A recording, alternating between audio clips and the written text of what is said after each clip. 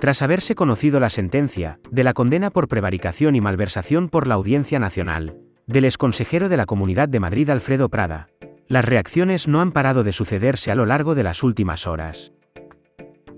Una de las más destacadas han sido la de los periodistas Isaías Lafuente y Jesús Maraña, que preguntados por la nueva condena por corrupción de un alto cargo popular en Madrid, no han dudado en retratar el papel jugado por la expresidenta Esperanza Aguirre y en denunciar la manera de actuar del Partido Popular. La Audiencia Nacional condena a 7 años de cárcel al exconsejero de Justicia de la Comunidad de Madrid, Alfredo Prada. El tribunal considera que cometió los delitos de malversación y prevaricación en 24 contratos para la creación de un campus de la justicia en Madrid por valor de 40 millones de euros y le condena a devolverlos a la Comunidad de Madrid. Bueno, la sentencia tiene más de 200 páginas. Dice, entre otras cosas, que Prada y el resto de condenados impulsaban, por ejemplo, contratos cuyo objeto era más publicitar el proyecto que la propia ejecución de ese proyecto, de ese campus de la justicia.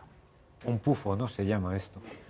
Es decir, que te gastes más dinero público en publicitar una cosa que en construirla, que en realizarla, pues es que es una gran estafa.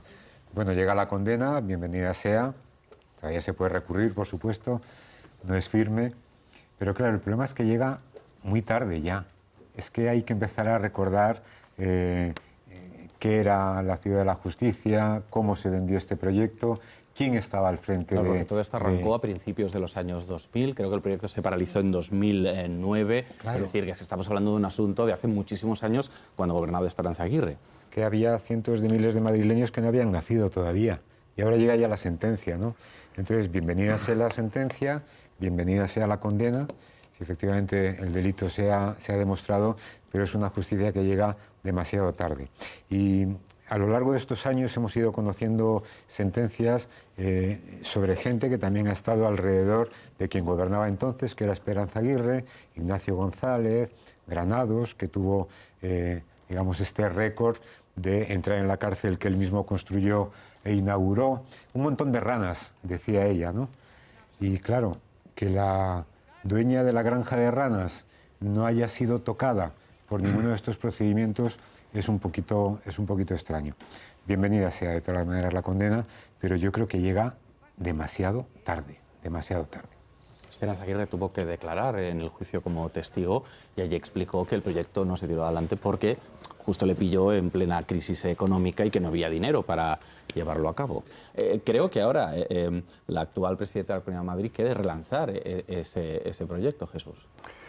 Bueno, pues cabe desear que lo relance de otra manera, ¿no? Es decir, gestionando de otra manera los recursos, ¿no? Porque la necesidad de una ciudad de la justicia sí se ha justificado, valga la redundancia, muchas veces, ¿no? Y puede tener todo el sentido.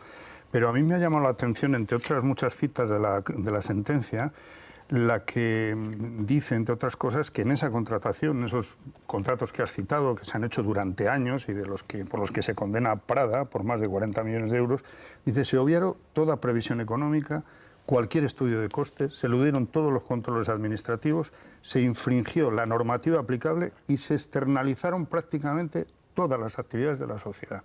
Que esto a mí me parece destacable porque es un sistema. Es lo de siempre. Además, se hacen las cosas extrayendo recursos públicos y dándole negocio a una serie de gente que a veces hasta se repiten nombres, sociedades o empresas, ¿no? Y esto es muy grave porque cuando dice la sentencia devuélvase a la Comunidad de Madrid, que son todos los ciudadanos madrileños, ¿quién lo va a devolver? Porque el responsable es Prada, o uno de ellos es el condenado con una condena más alta.